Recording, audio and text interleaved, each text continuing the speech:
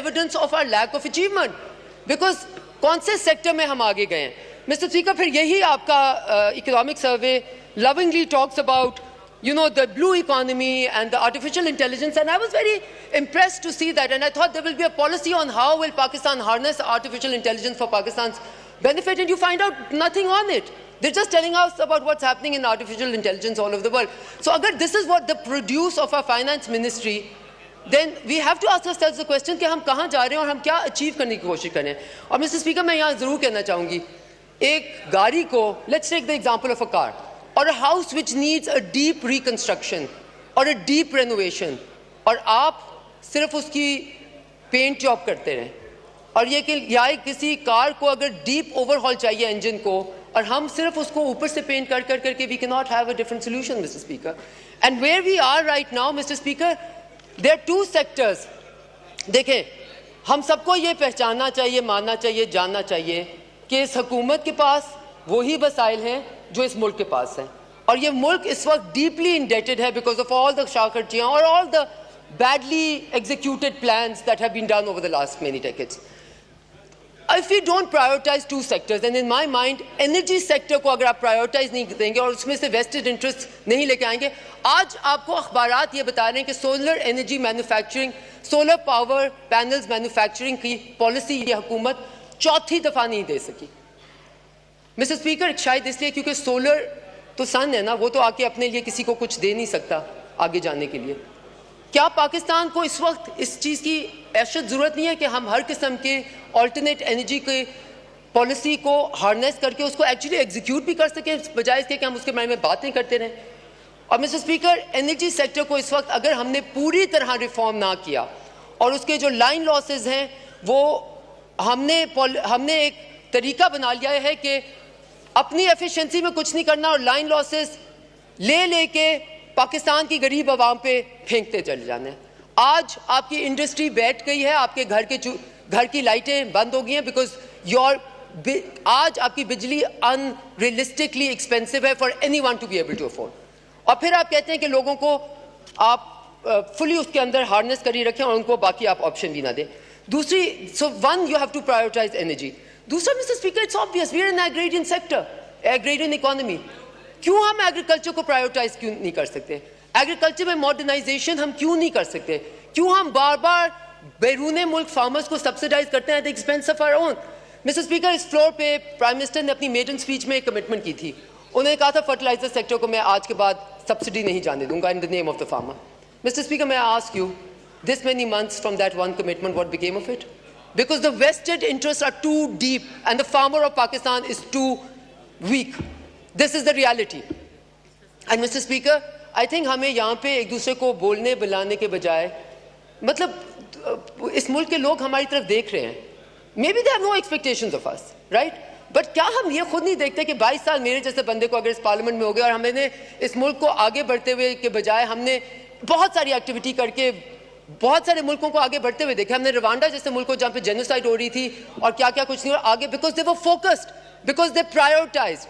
आप एक अपने एनर्जी सेक्टर का आप फ्लोट डेट अपनी देख लें, आपकी वो बढ़ती हर दफ़ा सर्कुलेटेड बढ़ जाती है. And every time there is a lot of activity in fixing the economy, so nothing comes out of it.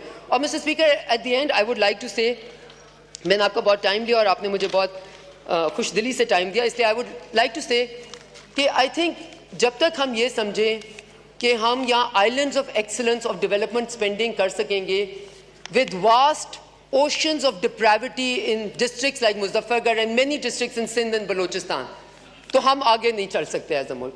Mister speaker, मैं आपकी अटेंशन में लाना चाहती हूँ कि मुजफ्फरगढ़, कोटदू दोनों डिस्ट्रिक्ट्स में एक यूनिवर्सिटी तक नहीं है. हम क्या दे रहे हैं अपने नौजवानों को पैगाम कि अगर आप देही इलाकों में पैदा होते हैं तो आपका हक नहीं है कि आपके पास यूनिवर्सिटी हो, कि आप किराए भर के अगर जाएं और कहीं और एडमिशन ले लें तो ठीक है, लेकिन यहाँ पे आपका हक नहीं है कि आप पूरी की पूरी पॉपुलेशन को, 2 डिस्ट्रिक्ट हमने बना दिए. मिस्टर स्पीकर, सदर्न पंजाब के प्रोविंस की आवाज़ क्यों उठती है? वो इसीलिए उठती है क्योंकि उनको पता है कि उनके वसाइल एक शहर से कम पूरे सदर्न पंजाब के वसाइल होते हैं. मिस्टर स्पीकर, हम ये बोल के थक गए, 20 साल हो गए और आज तक हम उसी जगह पे खड़े हैं. मिस्टर स्पीकर, बहुत इंपॉर्टेंट है, और मैं मुजफ्फरगढ़ की बात ज़रूर कर रही हूँ, लेकिन मैं उसके तरह उसकी तवस्सुत से हर उस इलाके की बात कर रही हूँ जहाँ पे डेप्रिवेशन है। आप बेशक बलूचिस्तान को देख लें, अगर वहाँ इंडस्ट्री को चलने देना है तो आपको लोकल जॉब्स देनी पड़ेंगी। और मिस्टर स्पीकर, आप जो हमारी जगह देखें, पार्को है, OMCs है, इंडस्ट्री है, लोकल बॉयज एंड गर्ल्स को जॉब नहीं मिलती। I am just winding up and saying, mister speaker, it is really important that we prioritize. We have limited resources. We can't act like we have unlimited resources. Which means energy sector को अगर आप ठीक कर लेते हैं, आपकी industry भी चल जाएगी।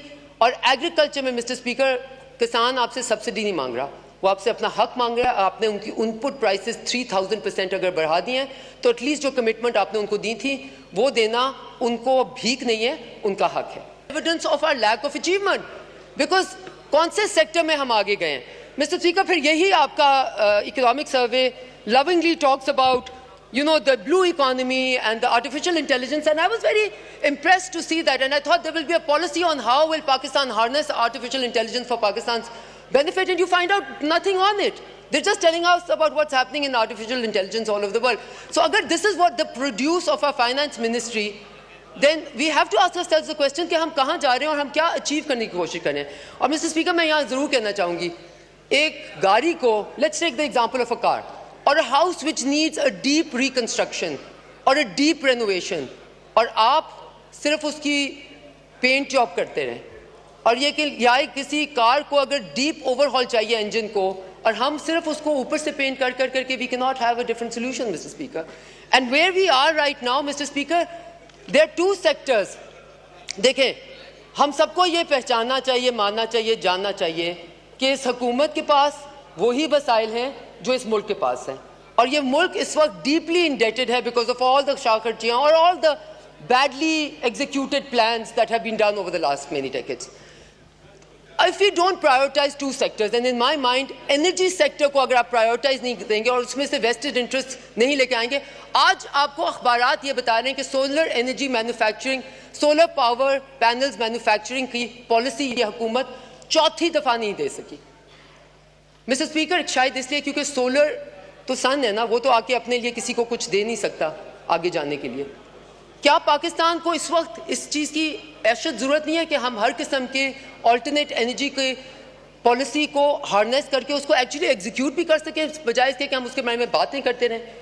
और मिस्टर स्पीकर, एनर्जी सेक्टर को इस वक्त अगर हमने पूरी तरह रिफॉर्म ना किया और उसके जो लाइन लॉसेज हैं वो हमने एक तरीका बना लिया है कि अपनी एफिशिएंसी में कुछ नहीं करना और लाइन लॉसेस ले के पाकिस्तान की गरीब आवाम पे फेंकते चले जाने।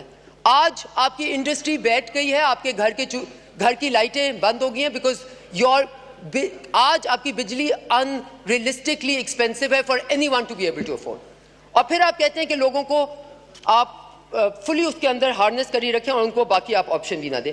दूसरी, so one, you have to prioritize energy.